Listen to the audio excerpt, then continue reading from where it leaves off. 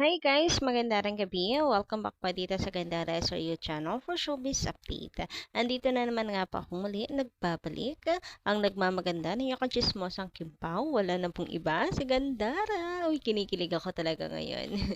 Alam niyo kung bakit? May alamin ninyo. Anyway, kamusta po kayo? Welcome ha dito sa Gandara SRU channel.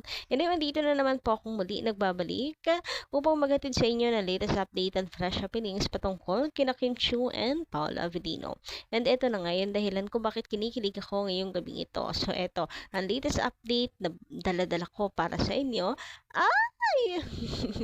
ay yung poging photographer ni Kimberly.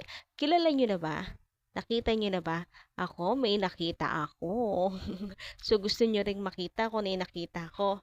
Tumutok lang kayo pag-usapan. Siyempre, share natin yan. Siyempre, family tayo dito. Kung ano ang chika, ano ang ayuda, siyempre, share tayo dyan. May ginawa ba namang pulutan ng Kimpaw? Anyway, tatawa ko sa sarili ko mga kalokohan.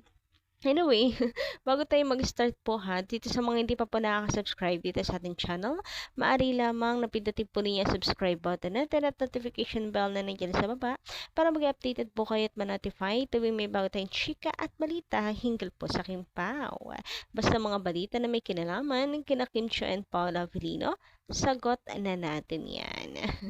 And as always, ayan, lagi natin pinag-uusapan na darating ang araw, busy-busy sila, ay biglang magdi-disappear ang mga yan.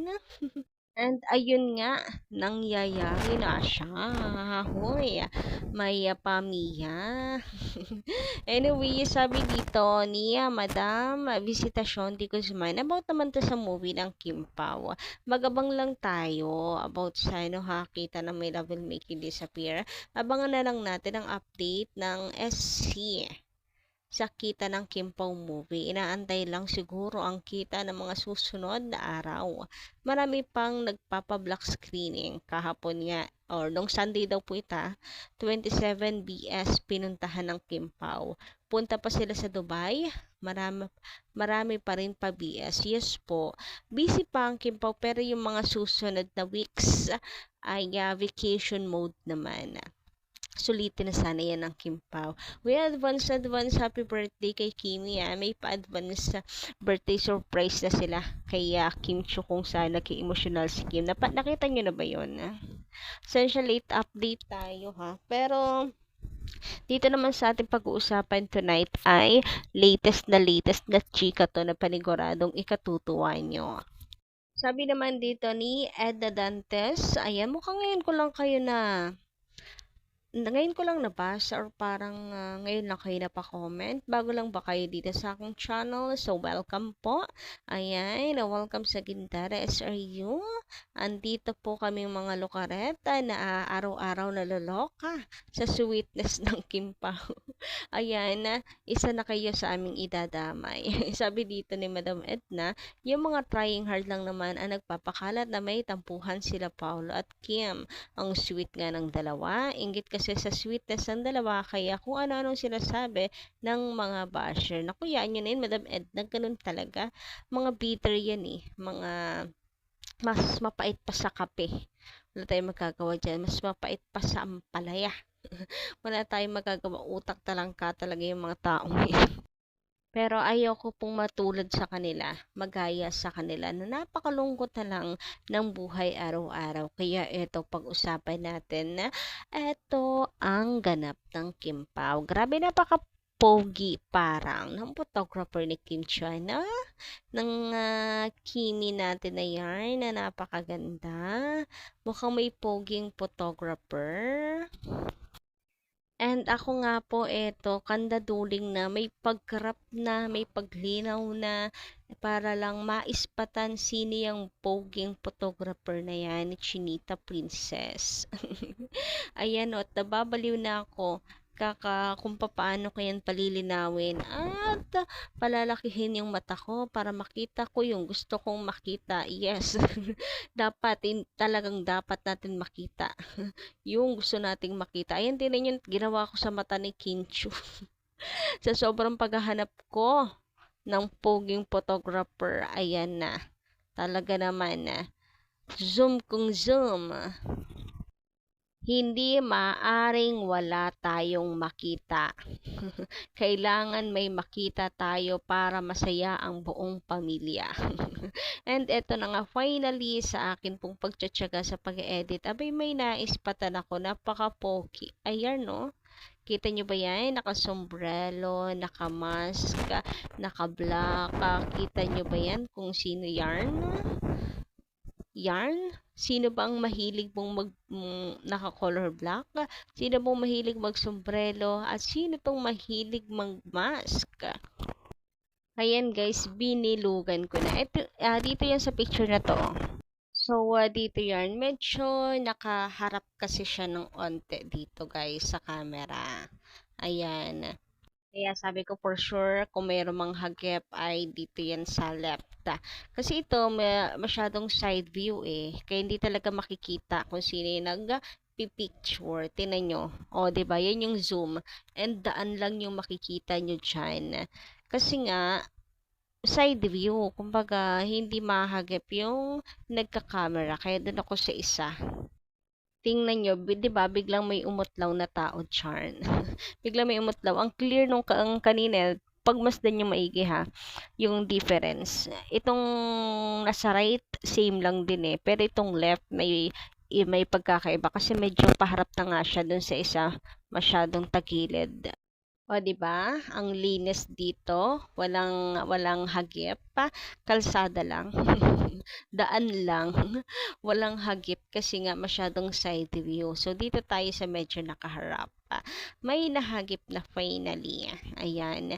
And sa tingin ko ha, para siyang naka-black, naka-mask, then white cap. White cap nga ba? Pero hindi, parang black din siya. Tapos parang naka-jacket. Yes, para siyang naka-jacket na black dito. And then mask. Ay, hindi. Sombrero na ata yan. Parang, ano ba? Hirap kasi nito eh. Okay, parang naka-jacket and black cap. Opo. Parang ganun. Kasi yung white parang sa pader na medyo malayo na. Oo, sombrero na ata yan, then jacket na black ka. Tingin ko lang naman. And wala naman ako ibang kilala. Ibang kilala talaga. In general, joke lang. Pero kilala naman natin siguro kung sino yung mahilig mag-black. Ako, ina-assume ko na si Paula Avellino yan. Siyempre, dilulo ako eh. Kaya nga, ayan talagang gumawa ng paraan para lamang may makitang reflection. Pinilit talaga eh. Ayan, ayun, sana happy kayo sa aking mga kalokahan. Lukaret talaga, kahit kailan. Anyway, sabi naman dito ni Madam Helenita Catalasan, hindi iniwan ni Paulo Avellino. Hindi iniwan ni Paulo Avellino sa ABS-CBN. Gusto ni Paulo Avellino na magsolo si Kimi na magpicture. Nahihiya nga si Paulo Avellino. Kaya gusto ni Paulo Avellino na kasama lagi ni Paulo Avellino sa picture. Ano daw, puro Paulo Avellino. Masyado niya namang nire-repeat ang Avellino. Parang sobra-sobra naman po ata sa Paulo. Parang dahil sobra-sobra na sa Paulo, ilipat naman natin kay Kim. Kim Avellino naman po, para hindi pa ulit-ulit. Hoy! Kimberly Avellino naman. Charot lang, para maiba. Naisingit pa din talaga. Anyway, lawak ng utak ko pagdating sa Kimpaw eh, no? Kahit gabing-gabi. Sabi pa dito, nakasama lagi ni Paula Avellino sa picture. Sobra naman, maraming nanonood. 100M lang? Baka tinago na. We are not about the income, we're about the happiness of Kim Pao and their movie My Love Will Make You Disappear, that they are together always. From Paris, France. Si Alden hindi straight, pero si Paolo magaling humalik, at inuulit ko yung mga kissing scene nila. Grabe naman, may pag ano kay Alden Richards na ship naman kay Alden yung topic. Ako naniniwala ako na straight si Alden, na talagang ano lang siya, one woman man. Tama ba yun? Oo. Oo. Oo, tama yun. Ay, nako. Basta yun, naniniwala akong straight si Alden Richards. Anyway, about sa 100M, hindi pa naman yan final. Nung nakaraan pa yan. Wala pa pong next update kung ilan na ba talaga. So, abangan na lang natin sa update ng Star Cinema. Pero naniniwala ako, malakas at kumakapit ako na nasa 500M na. Sana po manifest natin. Anyway, hanggang dito lang muna ating update.